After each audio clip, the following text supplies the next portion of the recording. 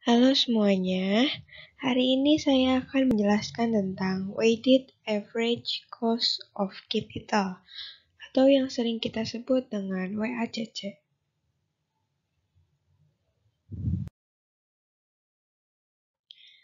Weighted Average Cost of Capital atau WACC biasanya dipakai untuk menghitung biaya modal.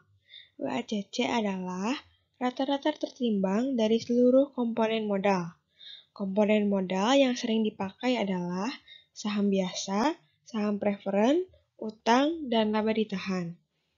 Seluruh komponen modal atau capital komponen mempunyai satu kesamaan, yaitu investor yang menyediakan dana berharap untuk mendapatkan return dari investasi mereka.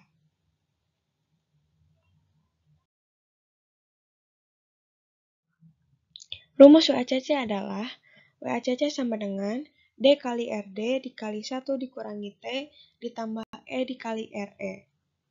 Di mana D sama dengan utang total atau utang dan ekuitas total dikali 100%, RD sama dengan beban bunga atau utang jangka panjang total dikali 100%, E sama dengan ekuitas atau utang dan ekuitas total kali 100%, RE sama dengan laba bersih setelah pajak atau ekuitas total dikali 100%, dan tax adalah beban pajak atau laba bersih sebelum pajak dikali 100%.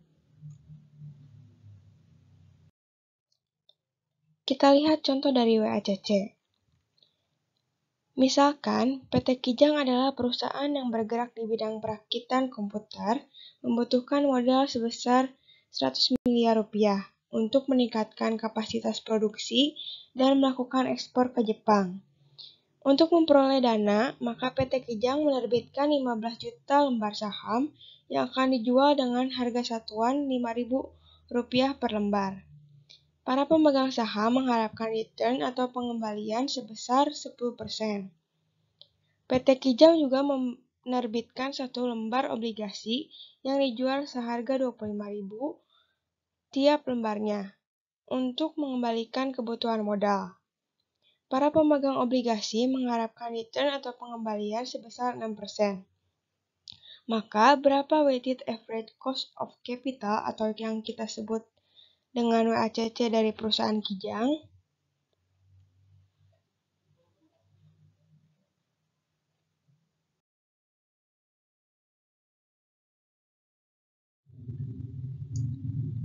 Diketahui bahwa perusahaan membutuhkan modal sebesar 100 miliar.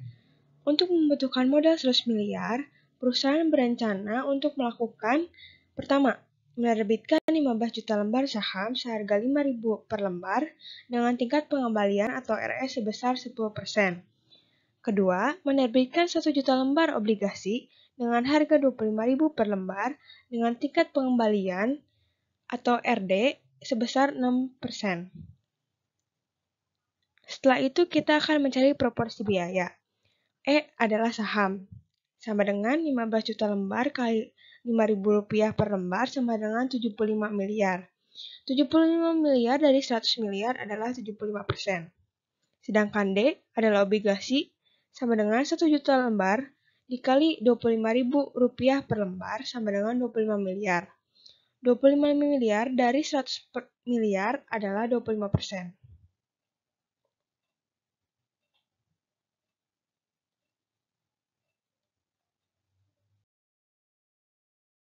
Setelah kita menghitung proporsi biaya, kita akan menghitung nilai WACC-nya. WACC memiliki rumus D dikali RD dikali 1 dikurangi T ditambah E dikali RE. Dalam konteks kasus ini tidak ada pajak, jadi pajak tidak perlu dimasukkan. Jadi hanya D dikali RD ditambah E dikali RE, di mana D adalah proporsi obligasi dikali tingkat pengembalian obligasi ditambah proporsi saham dikali tingkat pengembalian saham. Kita sudah ketahui nilainya bahwa proporsi obligasi sebesar 25% dikali tingkat pengembalian obligasi sebesar 6% ditambah proporsi saham sebesar 75% dikali tingkat pengembalian saham sebesar 10%.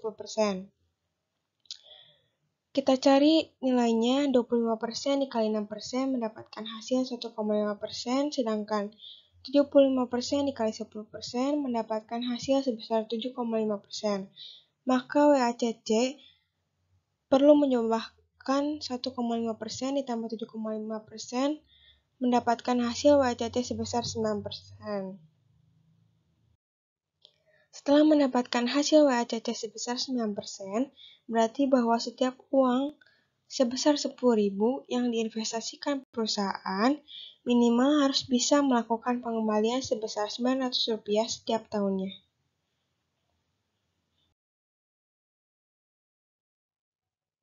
Kesimpulannya adalah, dari contoh kasus tersebut, kita telah mengetahui bahwa perusahaan menggunakan dua opsi pilihan pendanaan, yaitu pendanaan melalui obligasi dan pendanaan melalui saham. Bila dilihat dari tingkat kembaliannya, pendanaan melalui obligasi relatif lebih baik karena dapat mengurangi cost of capital. Namun, pendanaan melalui saham cenderung lebih mudah untuk menarik peminat para investor. Dengan menghitung secara akurat, cost of capital merupakan faktor penentu apakah suatu bisnis atau proyek menguntungkan atau tidak. Perusahaan pasti butuh dana untuk membiayai proyeknya.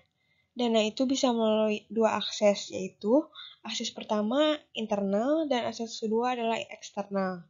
Akses internal adalah dana dari perusahaan itu sendiri, bisa berupa return earning atau laba ditahan.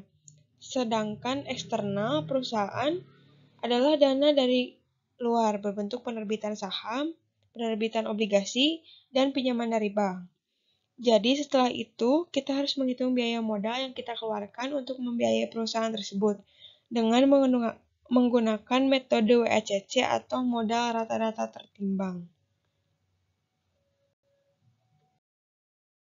Sekian penjelasan saya mengenai Weighted Average Cost of Capital atau WACC. Terima kasih.